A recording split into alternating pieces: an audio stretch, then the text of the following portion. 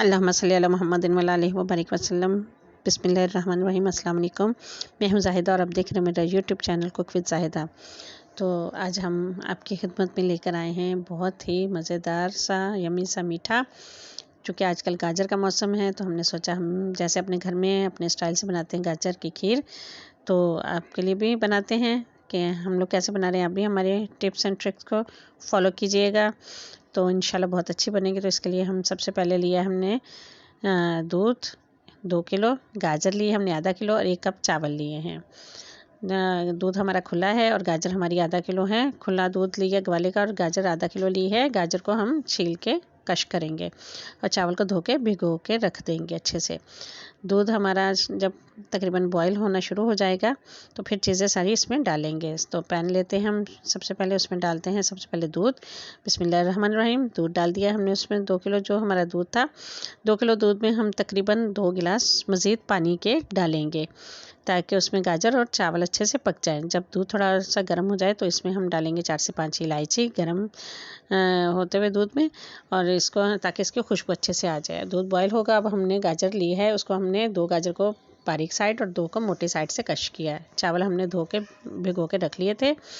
अब हमने सबसे पहले चावल को हाथ से अच्छे से मसल के तोड़ के उसमें डालना है जब दूध हमारा अच्छे से बॉयल हो जाए। ये देखिए मलाई आई ऊपर, और इसके साथ हम थोड़ी देर में हम साथ ही डाल देंगे गाजर।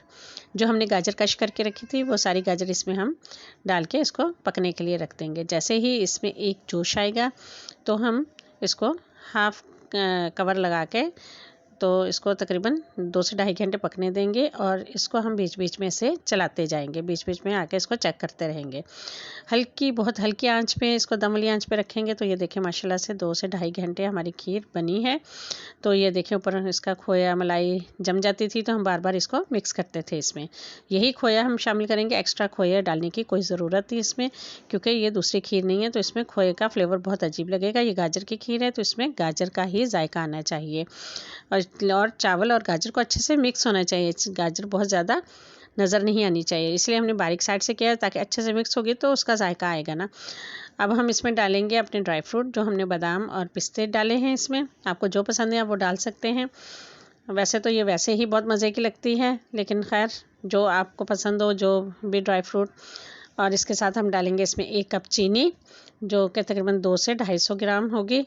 आप अपनी पसंद के मुताबिक डाल सकते हैं। हर घर में अलग अलग खाया जाता है मीठा, किसी में तेज़ किसी घर में हल्का।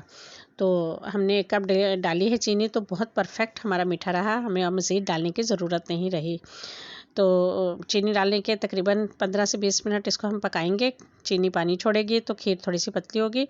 15 से 20 मिनट के बाद ये खीर कुछ इस शक्ल में आएगी, कुछ इस तरह से होगी कि इसमें बबल्स आने शुरू हो जाएंगे। जब बबल्स आएँ इसमें और ये खीर के छींटे पड़ते हैं हाथों पे, तो उस वक्त समझें कि आपकी खीर फुल डन हो चुकी है।